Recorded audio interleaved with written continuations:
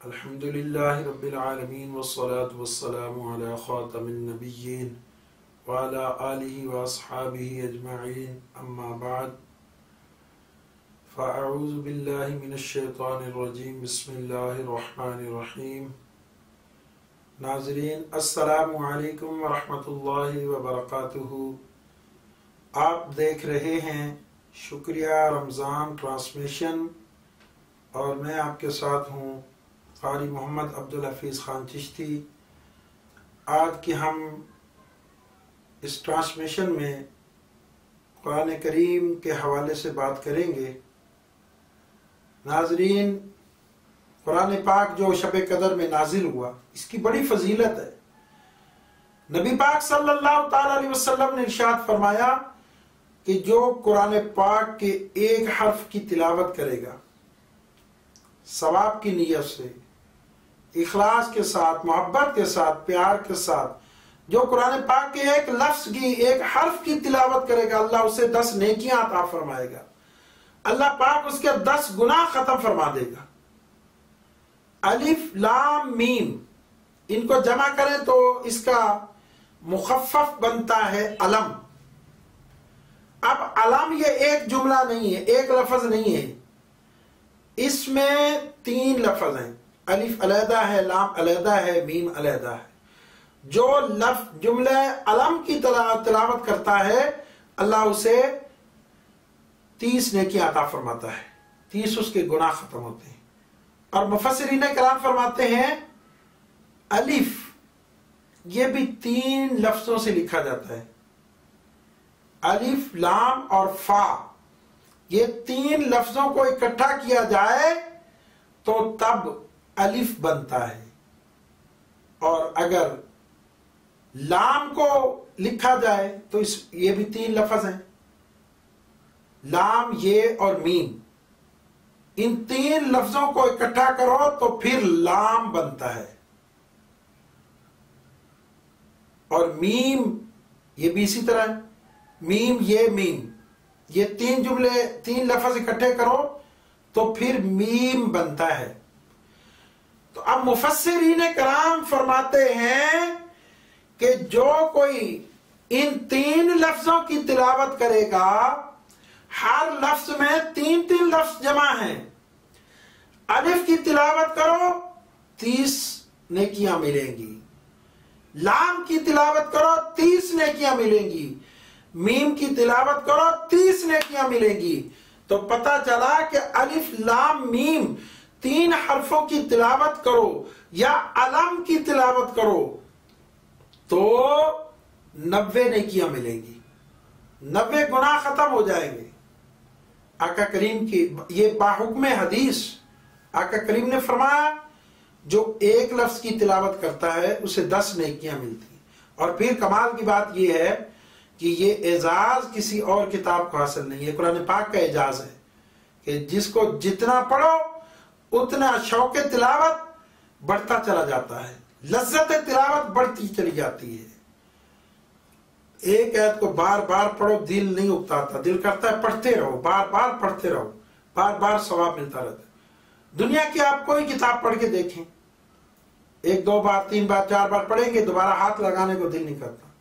یہ قرآن پاک کا اعجاز ہے، یہ قرآن پاک کی شان اور فضیلت ہے کہ قرآن پاک کو بار بار پڑھنے کو دل کرتا ہے، اور ایک ہی سورت، ایک ہی آیات کو بار بار پڑھنے کو دل کرتا ہے، دل اکتاتا نہیں، اور ثواب کمال ثواب ہے۔ قرآن پاک کی بہت بڑی فضیلت ہے، بہت بڑی عظمت اور شان ہے، بے شمار فضائل ہیں۔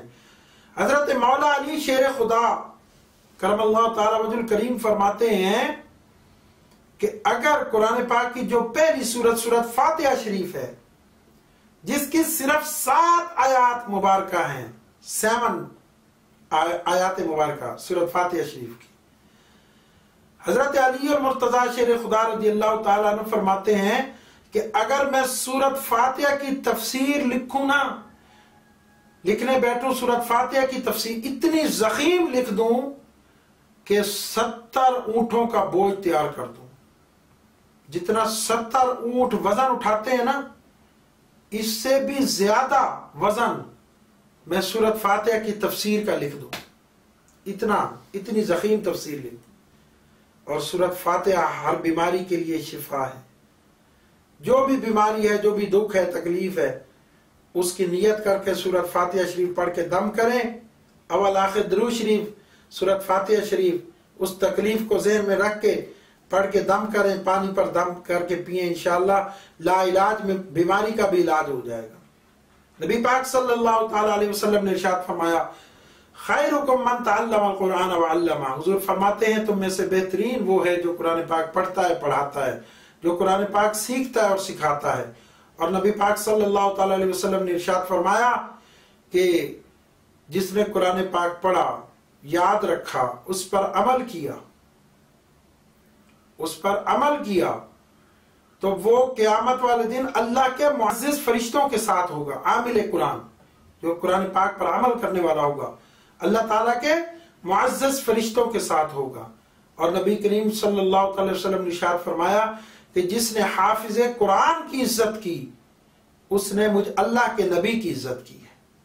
سبحان اللہ، یہ قرآن پاک کا ہی اعزاز ہے، یہ قرآن پاک کا ہی جو ہے وہ عظمت اور شان ہے، فضیلت ہے کہ جو حافظ قرآن ہے اس کو بھی قرآن پاک کے صدقے سے شان مل رہی ہے، اس کو بھی فضیلت مل رہی ہے جس نے قرآن پاک کے 30 پاروں کو اپنے سینے کے اندر محفوظ کر لیا، حافظ قرآن بن گیا، پھر اس کو یاد رکھا، پھر اس کے حلال کو حلال جانا، حرام کو حرام سمجھا، اس پر عمل کیا، اور پھر نبی پاک صلی اللہ علیہ وسلم نے ارشاد فرماتے ہیں کہ میری امت کے حافظ قرآن کے لوگوں کی جس نے عزت کی، اس نے مجھ اللہ کے نبی کی عزت کی ہے۔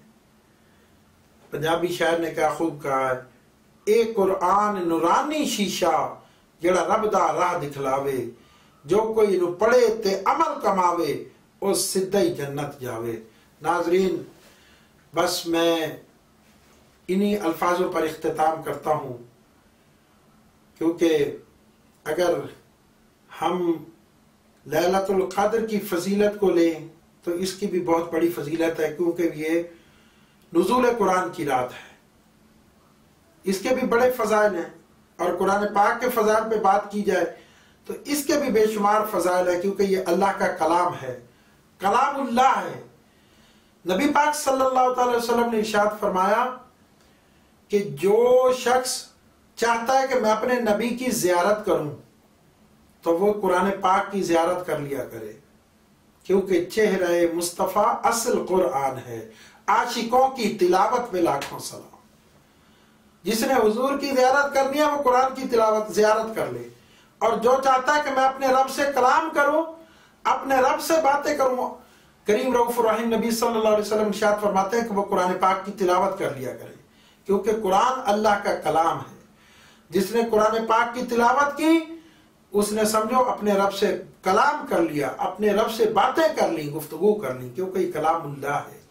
اگر نبی کی زیارت کا شوق ہے امتی کو تو قرآن پاک کی روزانہ زیارت کیا کریں، کہ یہ قرآن پاک وہ قرآن ہے جو مصطفیٰ جان رحمت تاجدار ختم نبوت صلی اللہ تعالی علیہ وسلم کی علم نشرہ والے سینے پر نازل ہو۔ اللہ اکبر۔ تو ہمیں چاہیے کہ ہم شب قدر میں بھی عبادت کریں اور قرآن پاک کی کثرت سے تلاوت کریں۔ بزرگان دین کا بھی یہی معمول رہا کہ قرآن پاک کو رمضان المبارک کے اندر کثرت سے تلاوت کرتے تھے۔ ہمارے امام اعظم امام ابو حنیفہ رحمۃ اللہ علیہ روزانہ 2 ختم قرآن پاک کے فرمایا کرتے تھے، روزانہ رمضان شریف میں 2 ختم قرآن پاک فرمایا کرتے تھے۔ تو ہمیں بھی اپنا قرآن پاک چونکہ رمضان میں نازل ہوا تو ہمیں قرآن پاک کی کثرت سے تلاوت کرنی چاہیے۔ قرآن پاک جو ہے وہ اللہ پاک نے نازل فرمایا ہے اپنے محبوب پر، اور حضور کی امت کو یہ قرآن پاک عطا ہوا ہے حضور کے صدقے سے۔ تو یہ قرآن پاک گھروں میں، الماریوں میں سیف کرنے کے لیے، بند کرنے کے لیے نہیں ملا، قرآن پاک تلاوت کے لیے ملا ہے۔ اور اللہ تعالیٰ قرآن پاک میں ارشاد فرماتا ہے وَنُنَزِّلُ مِنَ الْقُرْآنِ مَا هُوَ شِفَاءٌ وَرَحْمَةٌ لِلْمُؤْمِنِينَ۔ اللہ فرماتا ہے کہ ہم نے قرآن پاک کو نازل فرمایا ہے مومنوں کے لیے شفا اور رحمت بنا کر۔ قرآن پورا مومنوں کے لیے رحمت اور شفا ہے۔ قرآن پاک کو گھروں میں بھی تلاوت کرنا چاہیے، مسجدوں میں بھی تلاوت کرنا چاہیے۔ قرآن پاک کی تلاوت کا تو شب و روز ہمیں معمول بنا لینا چاہیے۔ کم از کم ہم جو ہے نا روزانہ سونے سے پہلے سورۃ ملک شریف پڑھ کے سوئیں۔ صبح اپنی صبح کا آغاز سورہ یاسین شریف سے کریں۔ صبح اٹھ کے فجر کی نماز پڑھ کے سورہ یاسین پڑھیں، عشاء کے بعد سونے سے پہلے سورۃ ملک پڑھیں، مغرب کی نماز کے بعد سورۃ واقعہ شریف کی تلاوت کریں۔ ہاں جی، جب ہم قرآن پاک کی تلاوت اپنے معمول میں شامل کریں گے انشاءاللہ ہر پریشانی سے محفوظ رہیں گے، ہر دکھ سے محفوظ رہیں گے۔ اور یہ جو بے روزگاری والا سلسلہ چلا ہوا ہے، اللہ تبارک و تعالی جو ہے نا اپنے خزانہ غیب سے رزق حلال بھی وافر مقدار میں عطا فرمائے گا۔ تو بس ناظرین، اللہ تعالیٰ سے دعا ہے اللہ تعالیٰ ہم سب کو قرآن پاک پڑھنے کی سعادت عطا فرمائے۔ ورک تمام ہوا اور مدح باقی ہے، ورک تمام ہوا اور مدح باقی ہے۔ ایک سفینہ چاہیے اس بحر بے قرار کے لیے۔ ناظرین، اب میں آپ سے اجازت لوں گا، اپنا بہت سارا خیال رکھیے گا۔ انشاءاللہ اللہ تعالی ہم سب کا حامی و ناصر ہو، اور اللہ تعالی ہم سب کو اس رمضان المبارک کے صدقے سے اللہ ہم سب کی پوری امت کی اللہ بے حساب بخشش اور مغفرت فرمائے۔ اللہ تعالی ہم سب کو رمضان المبارک کے روزے رکھنے، ادب و احترام کرنے، رمضان المبارک کا حیا کرنے اور رمضان المبارک کے فیوز و برکات حاصل کرنے کے اللہ پاک ہم سب کو توفیق عطا فرمائے۔ اور اللہ تعالی ہم سب کو جو رمضان المبارک کے ختم ہونے کے فوراً بعد عید الفطر آتی ہے، اللہ تعالی ہم سب کو وہ عید الفطر بھی سنت کے مطابق منانے کی توفیق عطا فرمائے۔ آخر دعوانا الحمدللہ رب العالمین۔